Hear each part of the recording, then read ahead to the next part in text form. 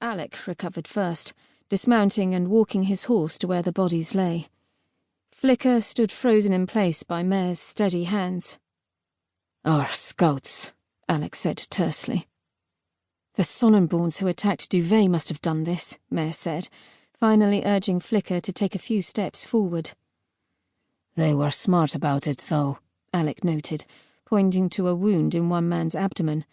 "Sonnenborn javelins don't leave ragged edges." "And the other two?" I asked, trying not to let my voice shake. "Blows to the head, it looks like. Some kind of polearm, maybe even a gizarm." "Do the Sonnenborns use those kinds of weapons?" Mare asked. "Certainly," Alex said. "But the tamers use more primitive polearms. At a glance, this looks like their handiwork." "But you don't think it is?" I asked. He nudged one soldier's shoulder with his boot and gestured to the rust-coloured powder dusting the corpse's face and shoulders. "That's peace-root powder. Tamers would never touch the stuff." "I thought peace-root had to be ingested as a tea. I had no idea peace-root could be used as a weapon. The idea of it filled me with dread." Alec shook his head. "There are skilled herbalists who mix it with nightshade and powder it. The stuff's expensive, but powerful enough to knock almost any magic user unconscious and suppress their affinity." "You said the tamers wouldn't touch the stuff, but the Sonnenborns would," Mare asked. "Sonnenborns have no magic. Nothing for them to fear." Alec muttered what sounded like another curse. "Peace-root is also a non-native plant. Tamers only use resources local to them." "So the tamers don't trade with outsiders?" I asked. It would have been the only way they'd be able to obtain peace-root. "Not usually." Alec looked across the burned bridge to the road on the other side. "This just makes it that much more important to get to the Queen," I said softly. Coupled with the information in the letter Mare had received from her brother, it was clear the Sonnenborns were making aggressive strides into both Mineria and Zumorda. We needed to at least reach an agreement to work together to stop them. "You're right," Mare said.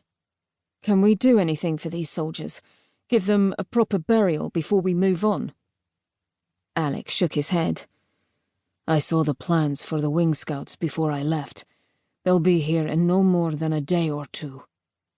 "Better to leave them some evidence to work with," I said, understanding Alec's line of thought. He gave me a sharp look, and I cast my eyes to the ground, hoping I hadn't given away that I was more than Mare's maidservant. I tried to quell the ember of frustration smouldering in my chest. There was little I hated more in the world than playing the fool, and now that Mare and I were no longer alone, I knew I'd have to do it more and more often. My ability to survive and stay with Mare depended on keeping my true identity secret. "How are we going to cross the river?" I asked Alec, hoping that deferring to his ideas would distract him from wondering how I might know anything about scouting patterns or crime scene investigation. Alec stared pensively at the water, but didn't respond. The rushing river formed an impassable barrier. Both sides were lined with wide swathes of muddy ground that indicated the water level was lower than usual, but that just meant it ran more fiercely over the rocks. "We're going to have to find an alternate route," Mare said, already turning Flicker south. "This can't be the only place to cross.